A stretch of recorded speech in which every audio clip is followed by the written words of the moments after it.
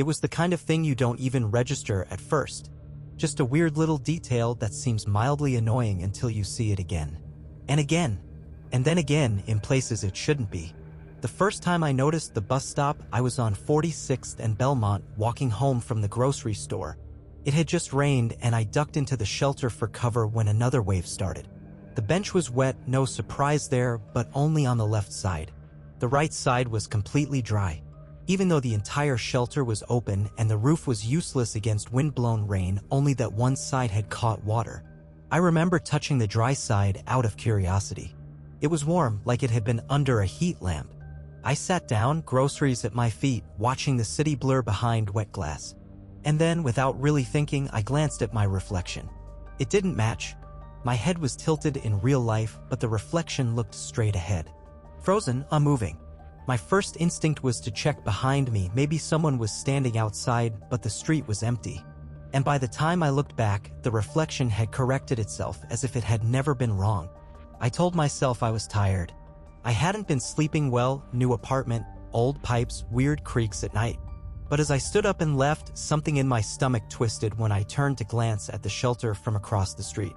The left side of the bench stayed soaked, a faint, unnatural glisten under a suddenly clear sky. I didn't think much more of it. A glitch in memory, maybe a trick of the light. Until a few days later, when I saw the same bus stop again, but this time it was on Crescent and Hale, miles across town, and I know that for a fact because it was across the street from the bookstore I used to work at.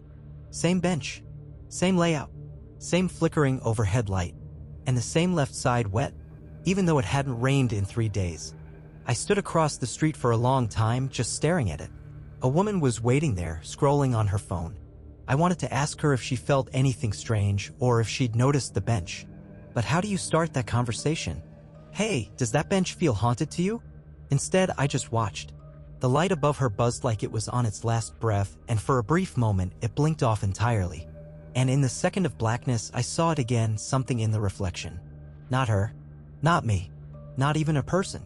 Just a smudge of black, like a silhouette left behind in glass. When the light flicked back on, it was gone. I walked away. Quickly. That was 2 weeks ago. Since then, the bus stops shown up in 5 different locations I've passed through, never in the same place twice. Always familiar streets, places I know.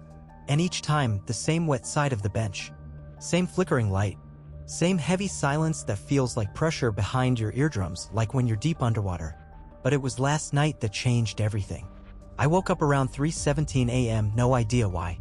Just this low, anxious churn in my gut, like something was watching me through the walls. I got up to get a glass of water, and as I passed by my window, I froze. Outside, under the yellow haze of the street lamp, was the bus stop, right in front of my house. Same rusted bench. Same translucent shelter panels. Same light, stuttering overhead. And it wasn't there the day before. I know because I take out my trash every night at 10 p.m. and that spot had been empty sidewalk. But the worst part? There was no road in front of it. Just my lawn. And yet, the shelter cast a long shadow across the grass, even though the angle of the streetlight shouldn't allow it.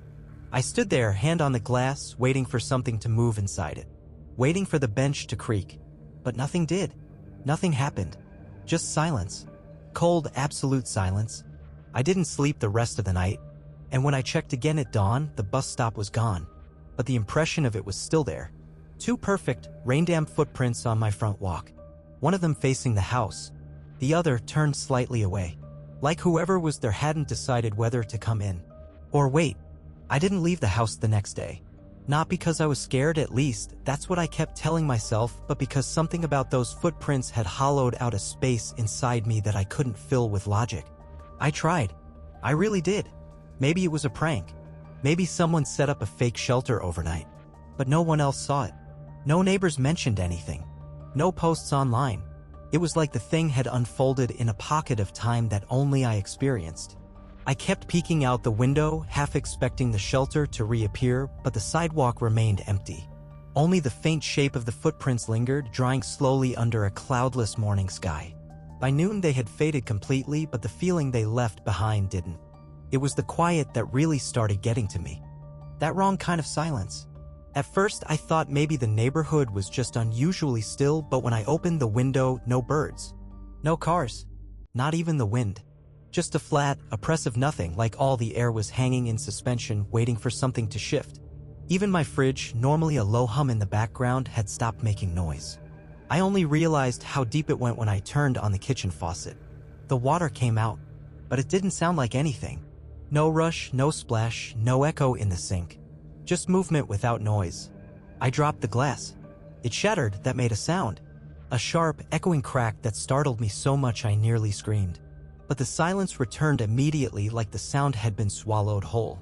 I cleaned up the glass with shaking hands, unsure if I should feel relieved or horrified. Was it in my head? A stress response?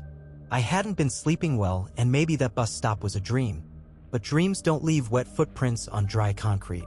Dreams don't flicker like faulty streetlights. And dreams don't appear in multiple places, always the same, always watching. I decided to take a walk. I needed to prove to myself that things were normal, that the world still moved. It was only when I reached the end of the block that I saw it again. Nestled between two buildings that hadn't had a gap between them yesterday. The same shelter, same bench, same stuttering light. But this time something was different. Someone was sitting on the wet side. A man, maybe late 30s, neatly dressed. Face obscured by the angle and the fogged glass, but I could see the outline of his hands clasped tightly in his lap. I paused across the street, pretending to check my phone, but really I was staring at the way he sat, not still, not relaxed, but as if he was waiting for something he didn't want to arrive. I finally crossed. I don't know why. I think part of me wanted to ask him if he saw it too. If the bench was always wet on his side. If the silence rang in his ears like it did in mine. But as I stepped closer, I noticed something that made my skin crawl. There was no breath fogging the glass behind him. No subtle movement of shoulders rising and falling. I stepped to the side to get a better look, and the bench was empty. No man. No sign he'd ever been there. Except for a faint indentation on the soaked half of the bench. And below it, a single word scrawled in the condensation on the inner glass panel. Wait. My breath caught. Not because of the word itself, but because the letters were reversed, written from the inside, perfectly mirrored so I could read them clearly from where I stood. But there was no way anyone could have reached that part of the glass without stepping through the bench or crawling in from behind, except there was no behind. Just the opaque rear panel. Solid and cold. I took a step back, then another. I didn't look away until I was half a block down, turning the corner like the thing might reach out if I moved too slow. That night, I unplugged every light in my house. Sat in the dark. Just me and the low thump of my heartbeat and the ticking of the wall clock. But at exactly 3:17 a.m., every bulb in the house flickered. Just once. Then silence. Deeper than before. And this time, I heard it 3 knocks on the front door. Not loud. Just soft. Intentional. I didn't move. I didn't breathe. I sat in my living room chair, eyes wide in the dark, barely able to hear anything over the blood rushing in my ears. No footsteps. No retreat. Just absence. When the sun finally came up, I opened the front door. Nothing was there, but in the middle of my porch, written in water that hadn't fallen from any rain. Still waiting. I didn't open the door for 3 days after that.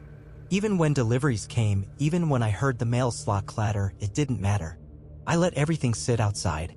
I didn't trust the boundary between inside and out anymore.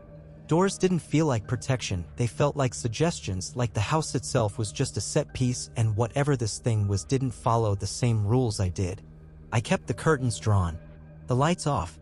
I didn't answer phone calls, didn't go online, didn't eat much. I just watched. Every window, every sound, every shadow that stretched a little too long. On the 4th night, something changed. I woke to a noise that didn't belong inside my house. It wasn't footsteps or knocking this time, it was softer, slower, the sound of dripping, as if water was falling onto wood. Steady, rhythmic echoing. I followed the sound to the hallway. It was coming from the front door. I turned on the light. There, on the floorboards just inside the threshold, was a puddle of water. No trail from the outside. No burst pipe. Just a perfect, glistening circle. And at the center of it, resting like a forgotten coin, was a bus transfer slip. Faded. Damp. Dated 3 days from now. I didn't touch it. I just stood there, watching the water slowly soak into the wood until the puddle vanished as if it had never been there. The transfer remained water-wrinkled but dry. And that's when I started thinking about memory. Not just mine, but the way places remember. The way a room holds on to what happened inside it. How buildings lean into silence after something important has passed through, like they're trying to listen for an echo that never comes back. I remembered something from childhood. A detail so small I hadn't thought of it in years. My elementary school had a bus stop just like the one I keep seeing. Same curved shelter, same green glass panels.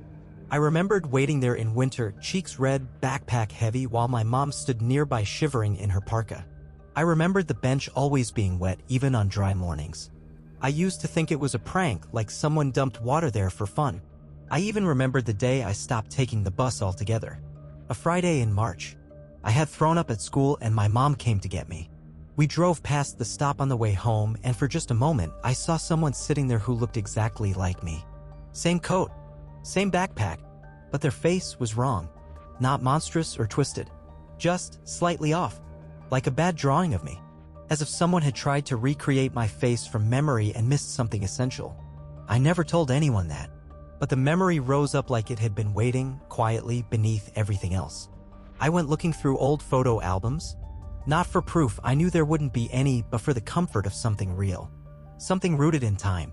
And I found it, a picture of me on my first day of 3rd grade, standing by the bus stop. But the bench was dry. That's when the light above my desk flickered. Not a normal flicker, this was a seizure of movement. A violent sputter that pulsed 3 times in rapid succession, casting the room into a harsh strobe. And in one of those flickers, I saw a figure standing in the doorway behind me. Not in shadow, in reflection. The window next to me had become a mirror and the figure was inside it. I turned instantly, but the room was empty. The light stopped. The window returned to glass. And the figure didn't leave. It just stopped appearing. I looked back at the photo in my hands. And I swear, the angle of the shot had changed. Now, instead of looking straight at the camera, the younger me was turned slightly to the left, staring at something just out of frame. I dropped the album. I didn't sleep that night. I didn't even try. I just sat in my hallway watching the front door, a blanket wrapped around me, the bus transfer on the floor where I had left it. At 3:17 a.m., the exact time every disturbance had occurred so far, the power cut out. No thunder, no storm, no warning, just a complete and sudden absence of electricity. The house held its breath, and then I heard it again, the drip. But not from the hallway. This time, it was coming from the bedroom. The one I hadn't opened in months. The guest room. The one with the window that faced the street. I rose, barely able to stand. My knees were stiff. My skin felt too tight.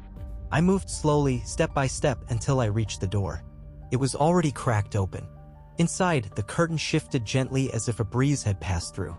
But the window was closed, locked, and on the edge of the bed, soaking into the sheets, was a wet impression. As if someone had been sitting there, waiting. The reflection in the window showed nothing but me. Until I blinked. Then it showed 2 of me side by side. One standing, one sitting. And only one of them blinked back. I haven't looked into a mirror since. That sounds dramatic, I know, but once you see your reflection do something your body didn't, once it decides not to be you, you stop trusting glass. Every surface becomes suspect. Every black screen, every puddle, every nighttime window, a potential trapdoor into whatever the hell is on the other side of this.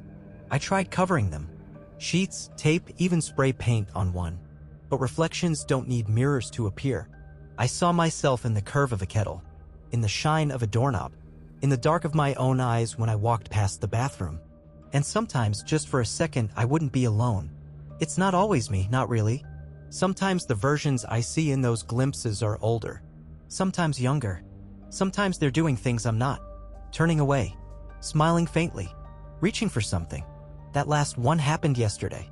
I was standing in the hallway holding a cup of cold coffee I had no intention of drinking, and as I passed the framed picture of my parents, I caught my reflection, hand outstretched toward the door I had just walked past. My real hand wasn't moving, but the one in the glass was frozen mid-motion, fingers curled as if they were about to knock. I left the house after that. I didn't know where I was going, but I walked for hours, past familiar intersections that didn't look quite right. Houses with windows that seemed a little too dark. Cars that didn't reflect anything at all. And somewhere in the back of my head, I started to notice how many bus stops I passed. None of them matched.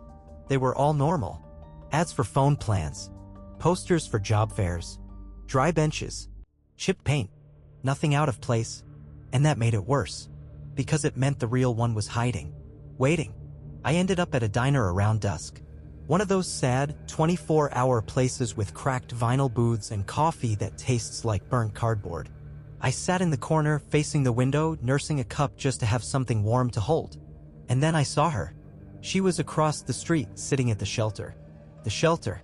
I recognized it instantly, the way the glass panels caught the dying sunlight, the rusted frame, the warped bench with the eternally wet left side. And the girl. She looked 16, maybe 17. Hoodie pulled tight. Hair wet from rain that hadn't fallen. She sat with her arms wrapped around her legs, head bowed like she'd been there for a long time. No one else seemed to notice her. I watched for 15 minutes. She didn't move. She didn't blink. Eventually, I stood, crossed the street, and as I got closer, I realized it. She looked like someone I used to know, but not exactly. I stopped just a few feet away, and that's when she raised her head and smiled. It wasn't cruel. It wasn't kind. It was the kind of smile you give someone you recognize in a dream.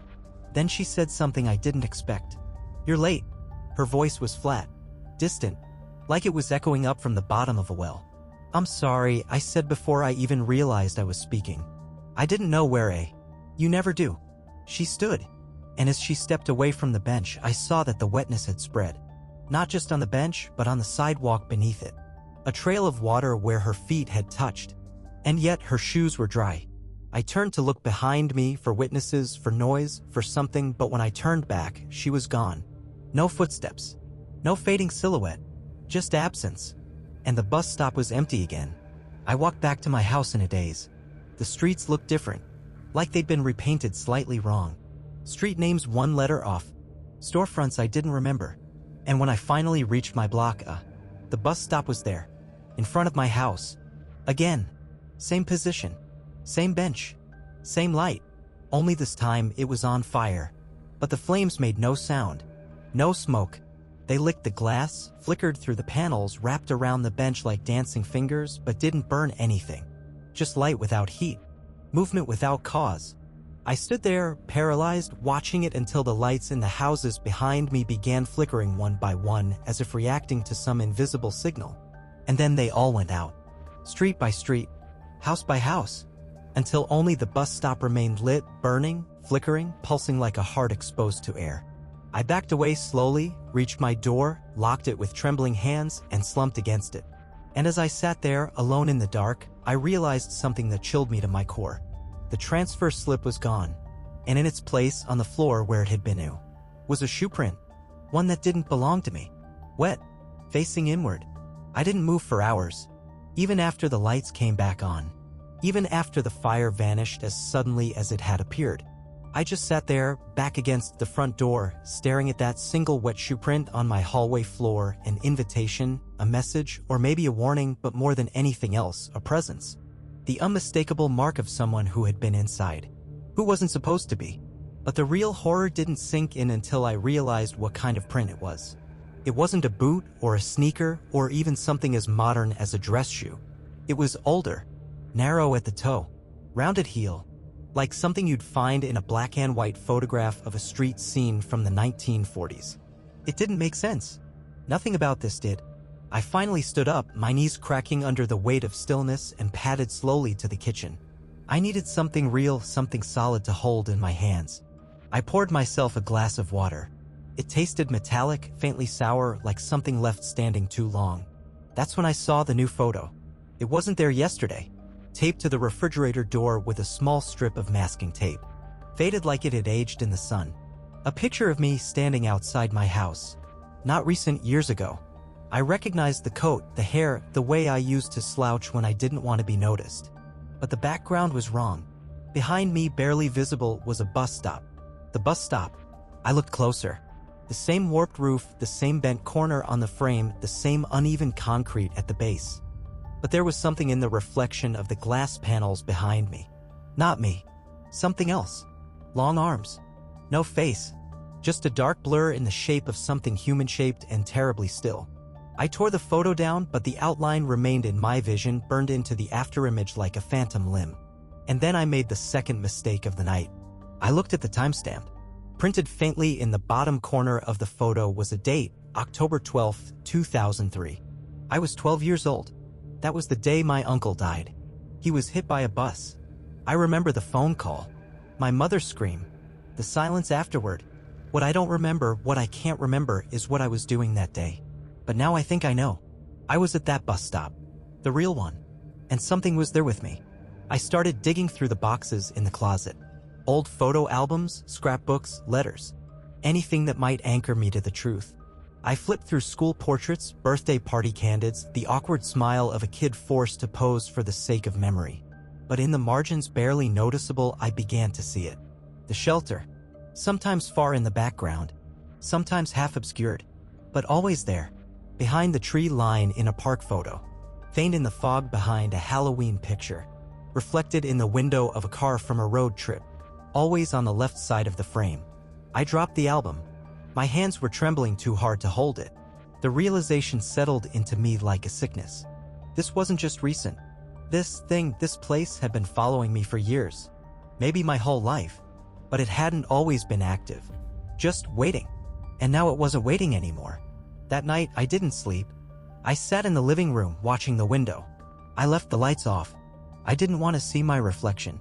Didn't want to see what might appear behind me. At 3:17 a.m., as I knew it would, the air changed. The silence deepened again, more than silence. An absence of vibration. Like sound had been turned off completely. Even my heartbeat felt muffled in my chest. Then the doorbell rang. Not a knock. The doorbell. It had never rung before. I stood. Walked slowly toward the front door, blood humming in my ears. I didn't open it. I didn't have to.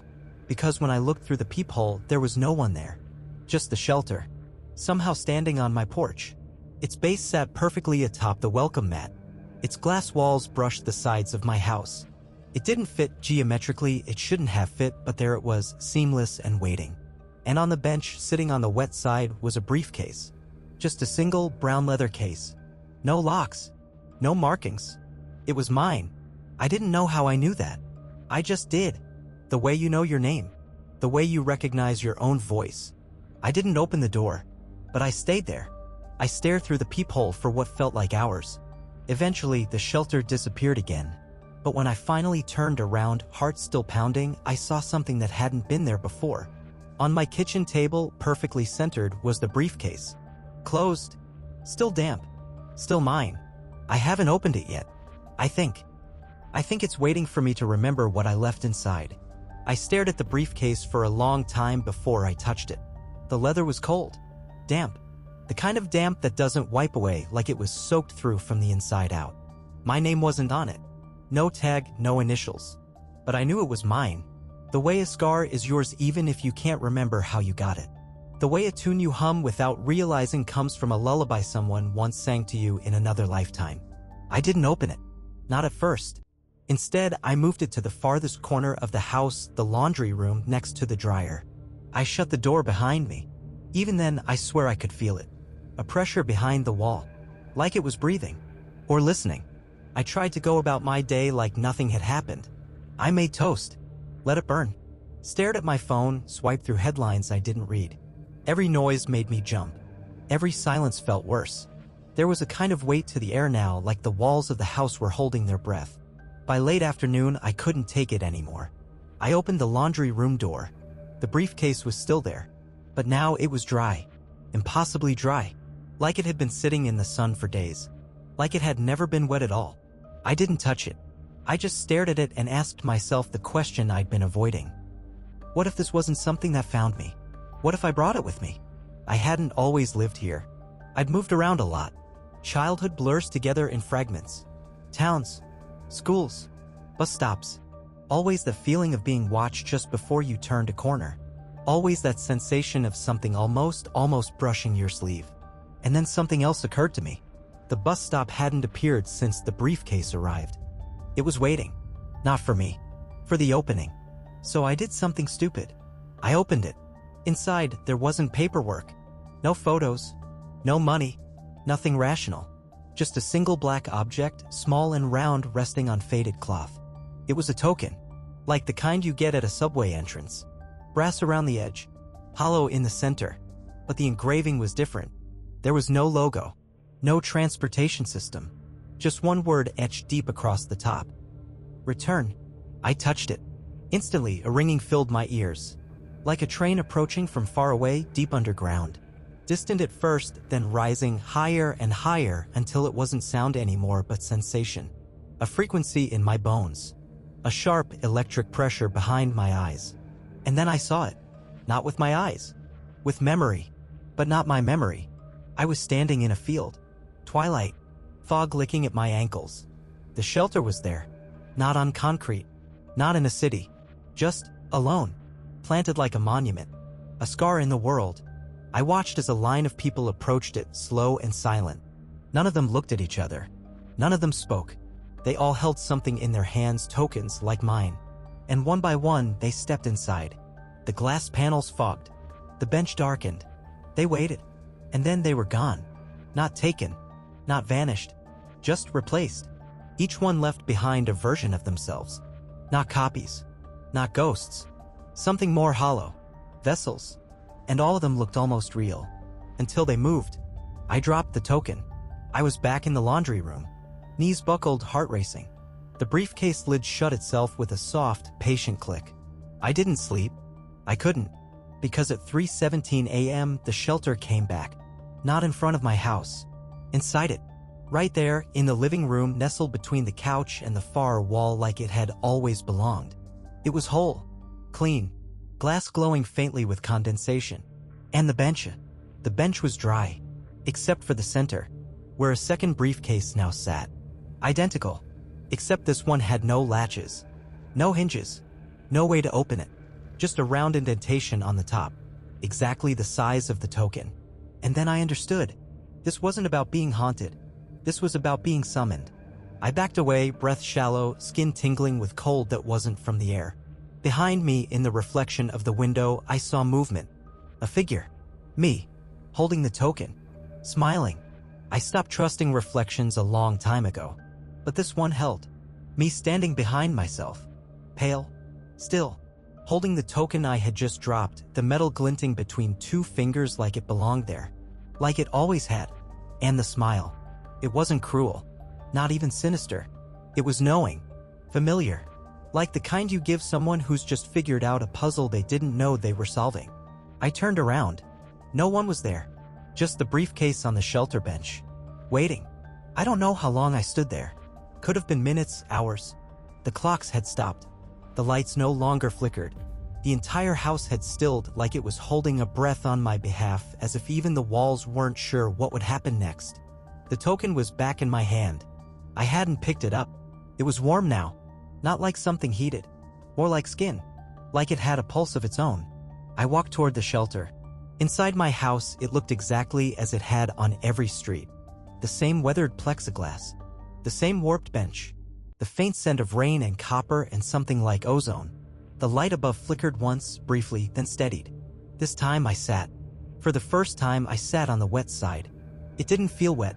It felt cold. Bone deep. Like sitting down in your own absence.